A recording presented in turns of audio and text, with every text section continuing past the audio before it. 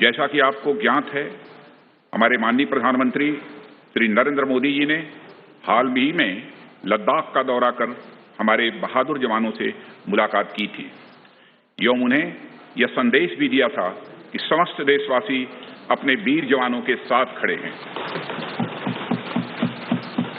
अध्यक्ष महोदय, मैंने भी लद्दाख जाकर अपने शूरवीरों के साथ कुछ समय बिताया है और मैं आपको यह बताना चाहता हूं कि मैंने उनके अदम्य साहस, शौर्य और पराक्रम को महसूस भी किया है।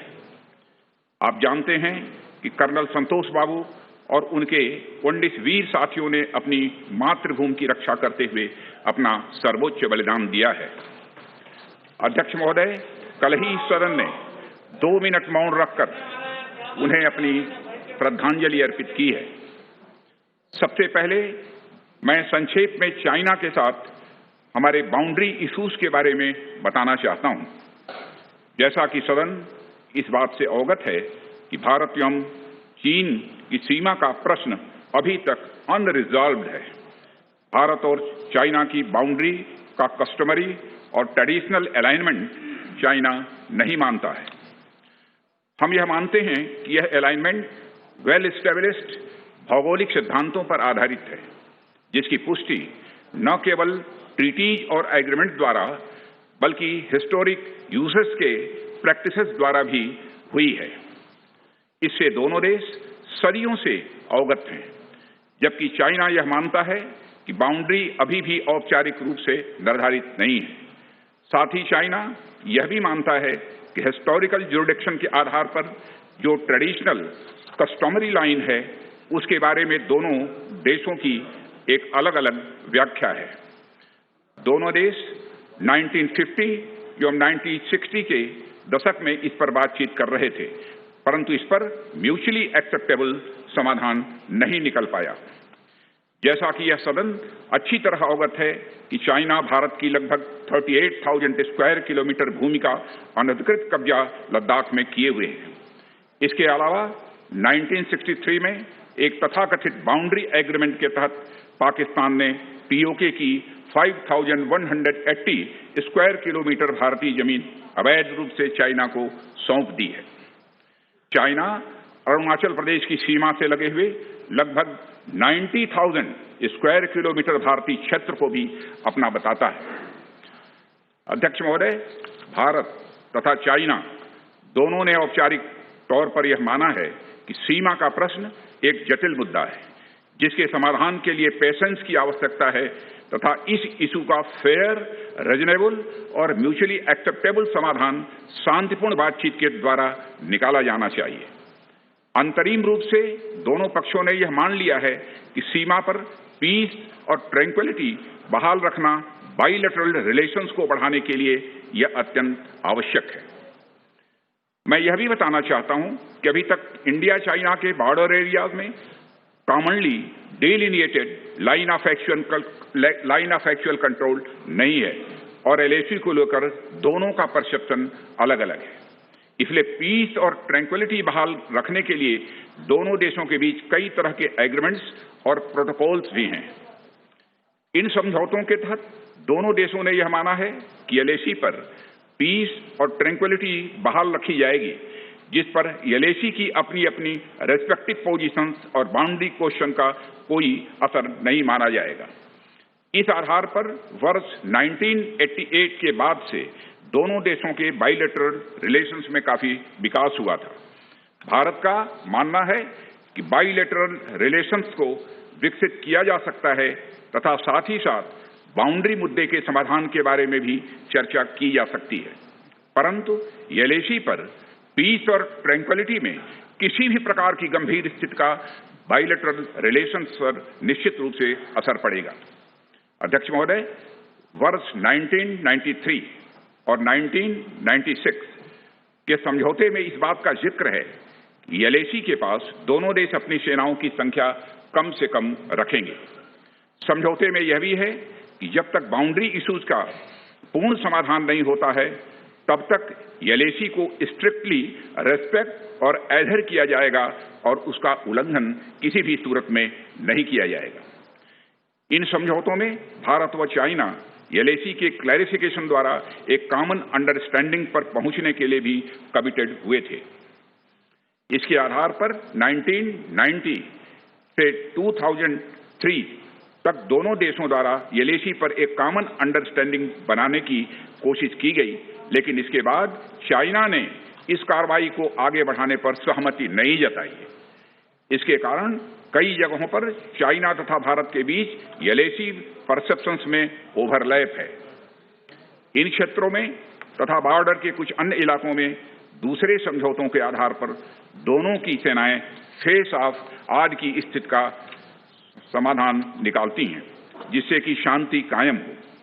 इससे पहले कि मैं सदन को वर्तमान स्थिति के बारे में बताऊं, अध्यक्ष महोदय, मैं यह बताना चाहता हूं कि सरकार की विभिन्न इंटेलिजेंस एजेंसीज के बीच कोऑर्डिनेशन का एक इलेबोरेट और टाइम टेस्टेड मैकेनिज्म है, जिसमें सेंट्रल आर्म्ड पुलिस फोर्सेस और तीनों हमारी आर्म्ड फोर्सेस की इंटेलिजेंस एजेंसीज भी शामिल हैं। टेक्निकल और ह्यूमन इंटेलिजेंस को लगातार कोऑर्डिनेटेड तरीके से इकट्ठा किया जाता है तथा आर्म्ड फोर्सेस से उनके डिसीजन मेकिंग के लिए भी शेयर किया जाता है। अध्यक्ष महोदय, अब मैं सदन को इस साल की उत्पन्न परिस्थितियों से अवगत कराना चाहता हूं। अप्रैल माह से ईस्टर्न लद्दाख की सीमा पर चाइना की सेनाओं की संख्या तथा उनके आर्मामेंट्स में काफी वृद्धि देखी गई है। मई महीने के प्रारंभ में चाइना ने गलवान घाटी क्षेत्र में हमारी ट्रूप्स के नॉर्मल ट्रेडिशनल पेट्रोलिंग पैटर्न में व्यवधान शुरू किया, जिसके कारण फेस ऑफ की स्थिति उत्पन्न हुई। ग्राउंड कमांडर्स द्वारा इस समस्या को सुलझाने के लिए विभिन्न समझौतों तथा प्रोटोकॉल के तहत वार्ता की जा रही थी। इसी बीच मई महीने के मध्य में चाइना द्वारा वेस्टर्न सेक्टर में कई स्थानों पर एलएसी पर ट्रांसग्रेशन करने की कोशिश की गई। इसमें कोंगकाला, गोगरा एंड पेंगोंग लेक का नॉर्थ बैंक शामिल है। इन कोशिशों को हमारी सेनाओं ने समय पर देख लिया तथा उसके लिए आवश्यक जवाबी कार्रवाई भी की है। अध्यक्ष महोदय, हमने चाइना को डिप्लोमेटिक तथा मिलिट्री चैनल्स के माध्यम से यह अवगत करा दिया कि इस प्रकार की गतिविधियां स्टेटस को यूनिलेटरली बदलने का प्रयास है और यह भी साफ कर दिया गया कि ये प्रयास हमें किसी भी सूरत में मंजूर नहीं है।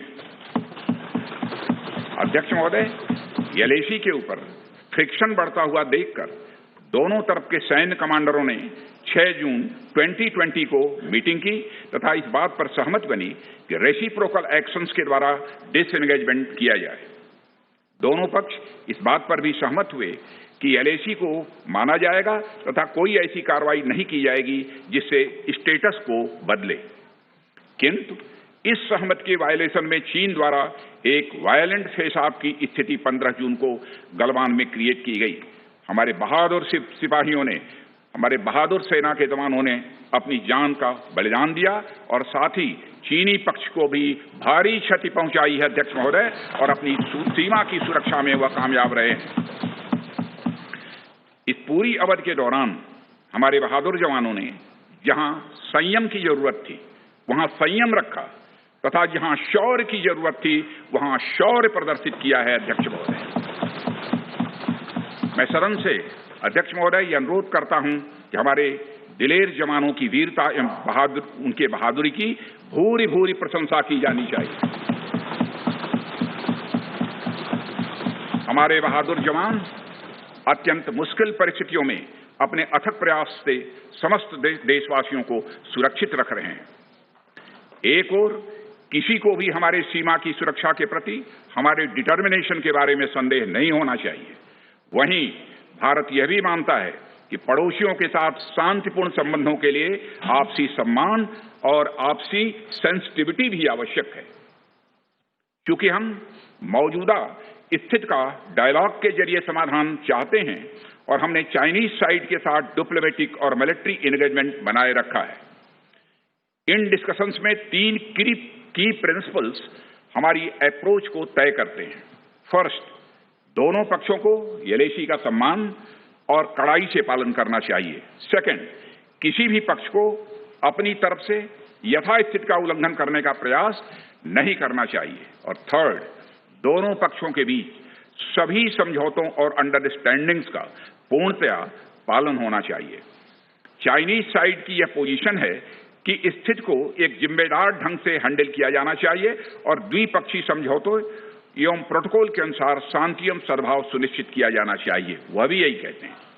जबकि ये डिस्कशन चल ही रहे थे, चीन की तरफ से 29 और 30 अगस्त की रात को प्रोवोकेटिव सैनिक कार्रवाई की गई, जो पेंगोंग लेक के साउथ बैंक एरिया में स्टेटस को बदलने का प्रयास था। लेकिन एक बार फिर हमारी आर्म फोर्सेस द्वारा टाइमली और फॉर्म एक्शंस के कारण उनके प्रयास विफल कर दिए।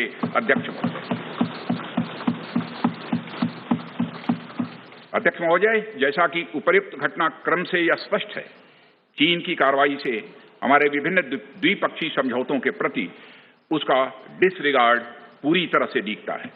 चीन द्वारा ट्रुप्स की भारी मात्रा में तैनाती किया जाना 1993 और 1996 के समझौतों का यह उल्लंघन है।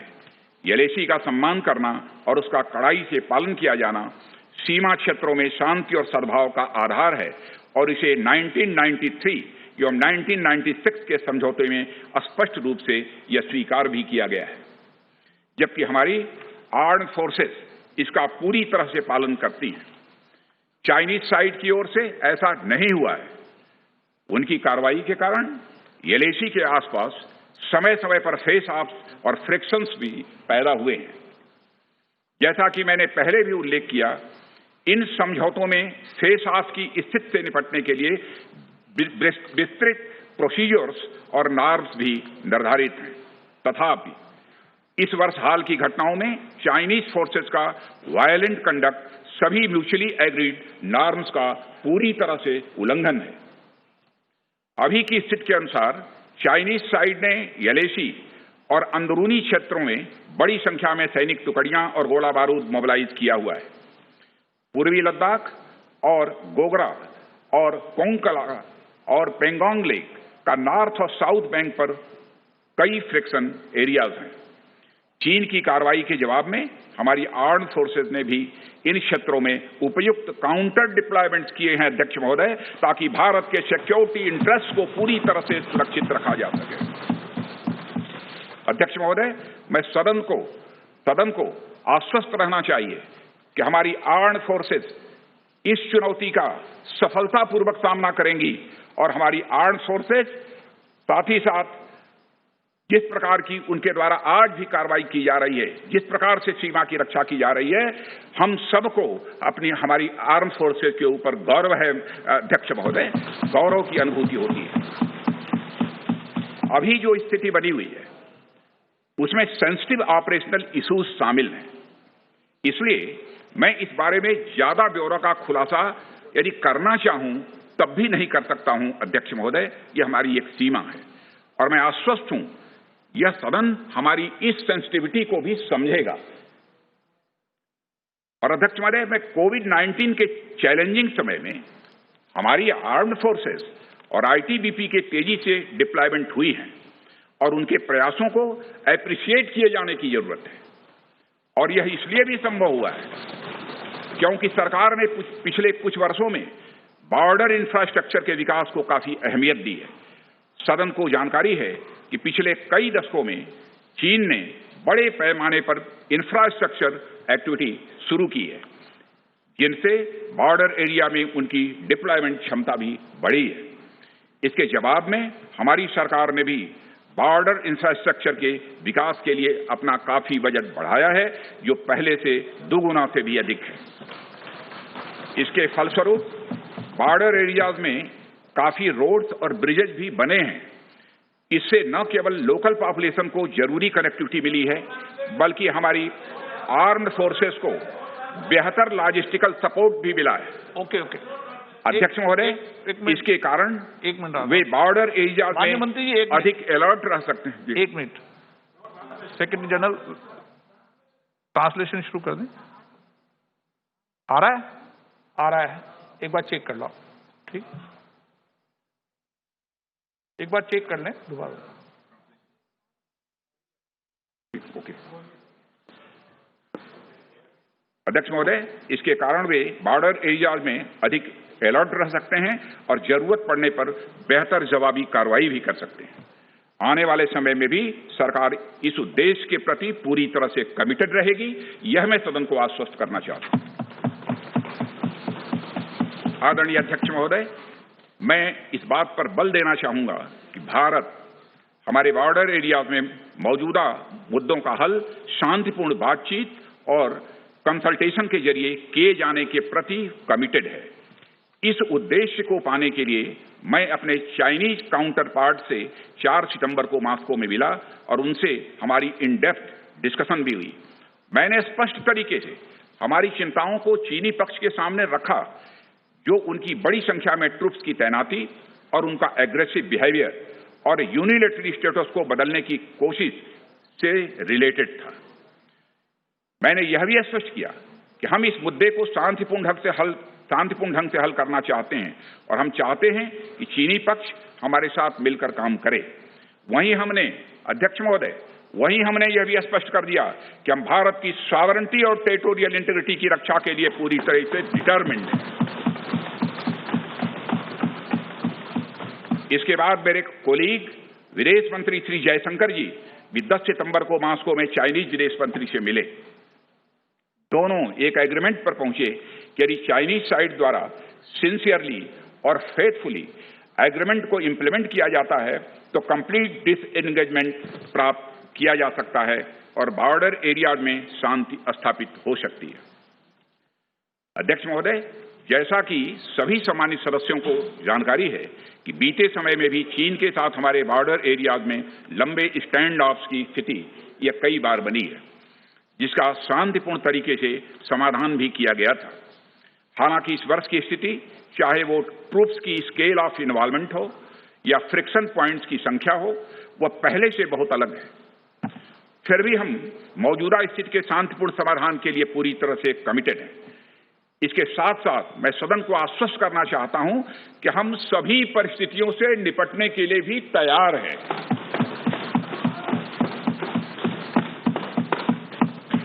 अध्यक्ष महोदय, इस सदन की एक गौरवशाली परंपरा रही है। दोहराना चाहता हूं अध्यक्ष महोदय कि सदन की एक गौरवशाली परंपरा रही है कि जब भी देश के समक्ष कोई बड़ी चुनौती आई है तो इस सदन ने भारतीय सेनाओं की दृढ़ता और संकल्प के प्रति पूरी अपनी एकता और भरोसा दिखाया। साथ ही सीमा क्षेत्र में तैनात अपने बहादुर सेना के जवानों के शौर्य, पराक्रम और सीमा की सुरक्षा के प्रति उनकी प्रतिबद्धता पर पूरा इस सदन ने विश्वास व्यक्त किया है। अध्यक्ष महोदय और अध्यक्ष महोदय, मैं आपको यह विश्वास दिलाना चाहता हूं कि हमारे आर्म्ड फोर्सेस के जवानों का जोश एवं हौसला बुलंद है, इस पर किसी को संदेह नहीं होना चाहिए।